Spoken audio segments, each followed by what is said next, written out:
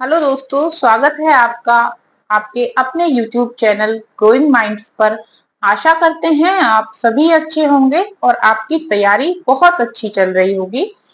तो देखिए, इससे पहले वीडियो में हम विशेषण के ऊपर बात कर रहे थे, जिसके अंदर हमने विशेषण, विशेष्य, प्रिविशेषण, विशेषण के भेद आदि को पढ़ लिया था।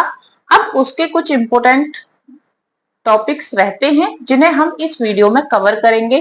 तो जब हम विशेषण के भेद में सार्वनामिक विशेषण को पढ़ रहे थे तो हमने उसकी डेफिनेशन में पढ़ा कि जो सर्वनाम एक विशेषण की तरह प्रयोग होते हैं वही क्या होते हैं, सार्वनामिक विशेषण होते हैं।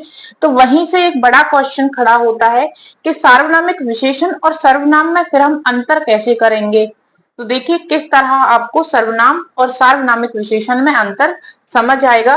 देखिए, यदि संज्ञा या सर्वनाम से पहले प्रयोग हो, यहाँ बात किसकी हो रही है, क्योंकि सर्वनाम में तो सर्वनाम प्रयोग होगा ही, सार्वनामिक विशेषण में भी क्या प्रयोग होता है, वो जो शब्द होता है वो सर्वनाम ही होता है। तो उसी शब्द उसी सर्वनाम की बात हो रही है। यदि संज्ञा या सर्वनाम से पहले प्रयोग होगा तो सार्वनामिक विशेषण, यदि अकेले या संज्ञा के स्थान पर होगा, अकेले होगा या संज्ञा के स्थान पर होगा, संज्ञा के साथ उसके पहले नहीं होगा, संज्ञा के स्थान पर होगा, वह क्या होगा, सर्वनाम होगा। परिभाषा आपने देख ली, समझ आपको एग्जाम्पल से आएगा। देखिए, दरवाजे पर कौन खड़ा है। अब यहाँ पहले तो यही पहचानिए कि सर्वनाम कौन सा शब्द है। ये कौन क्या है, सर्वनाम है। यहाँ भी कौन क्या है, सर्वनाम है। तो देखिए, दरवाजे पर कौन खड़ा है, यहाँ आप जब इस सेंटेंस को पढ़ रहे हैं, और दरवाजे पर कौन आदमी खड़ा है जब आप इस सेंटेंस को देख रहे हैं, तो क्या डिफरेंस दोनों में नजर आ रहा है। ये जो शब्द है आदमी, अब ये आदमी शब्द क्या है, मनुष्य जाति के लिए कहीं ना कहीं प्रयोग हुआ है। यहाँ तो ये पर्टिकुलर कोई एक आदमी है जिसके बारे में बात हो रही है, लेकिन वैसे क्या है, अगर आप ओवरऑल देखें तो एक संज्ञा है। आदमी क्या है, एक संज्ञा है। तो संज्ञा के अगर पहले लग रहा है तो सार्वनामिक विशेषण, और अगर अकेले है यह संज्ञा के स्थान पर है तो कौन सा होगा, सर्वनाम। तो इसमें तो क्या होगा, सर्वनाम, और इसमें क्या होगा, सार्वनामिक विशेषण। नेक्स्ट देखिए, वह सुंदर है। तो ये जो वह है, अब वह के बाद में कोई संज्ञा तो नहीं है, ये तो सुंदर तो क्या है, विशेषण है एक अलग से। तो वह के बाद में संज्ञा तो नहीं है। अगर अकेले लगेगा या संज्ञा के स्थान पर लगेगा तो क्या होगा, सर्वनाम होगा। वह लड़का सुंदर है, अब किसके साथ में लगा है, लड़के के साथ में लगा है, और लड़का क्या होती है, एक संज्ञा है। ठीक है, तो जब संज्ञा के पहले लगेगा तो सार्वनामिक विशेषण होगा। कोई आया था, अब कोई आया था अकेला ही तो है, उस जो कोई आया था उसकी जगह ही तो प्रयोग हो रहा है। जो कोई आया होगा वो क्या होगी, संज्ञा ही तो होगी, कोई उसका कोई नाम होगा ना, उसकी जगह पर क्या लगा है, कोई लगा है।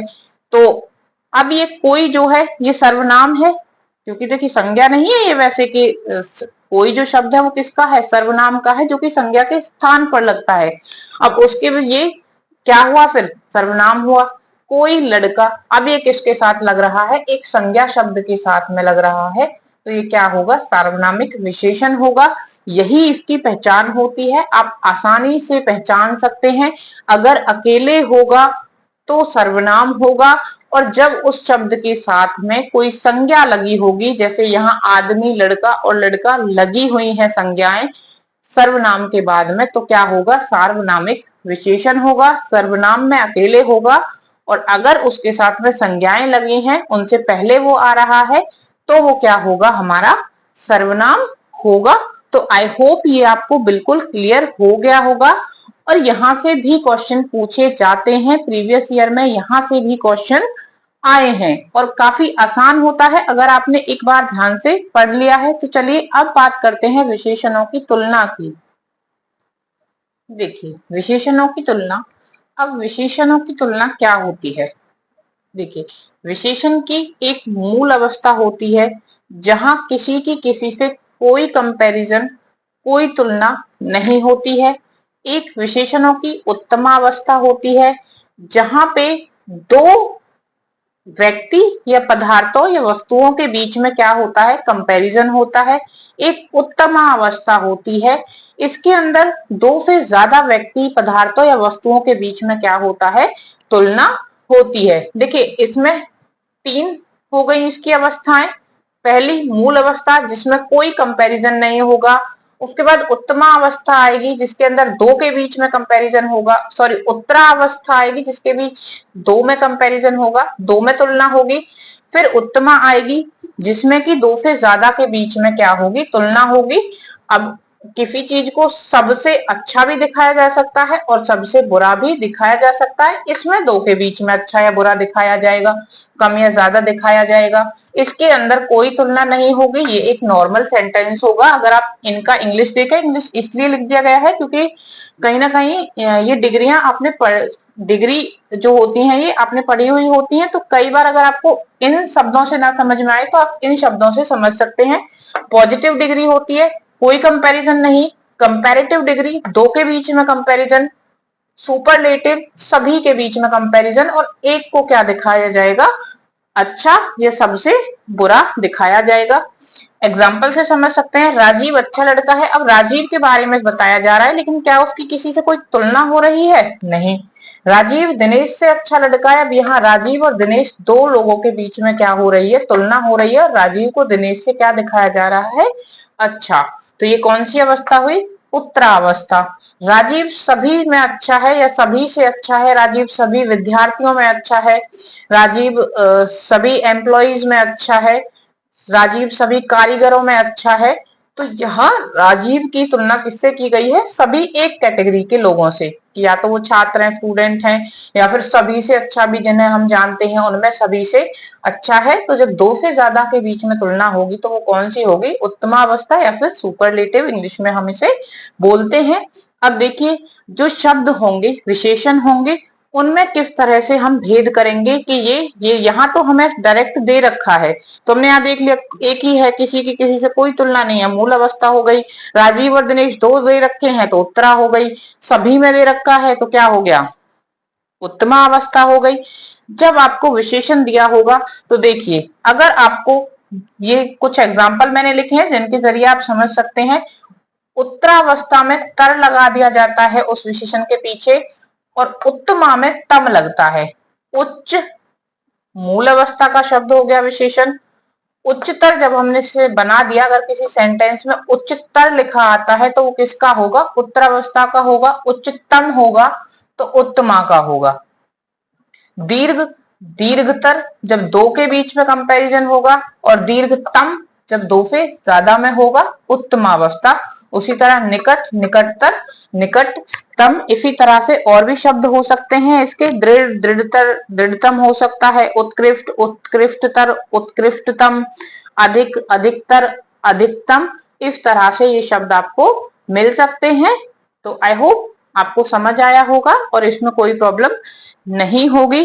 तो देखिए एक और चीज जानते हैं कि जो विशेषण होते हैं, विशेषण जो मेनली बनते हैं, सर्वनाम का तो आपने देख ही लिया कि सर्वनाम को तो एज इट इज ही क्या करते हैं, हम प्रयोग करते हैं।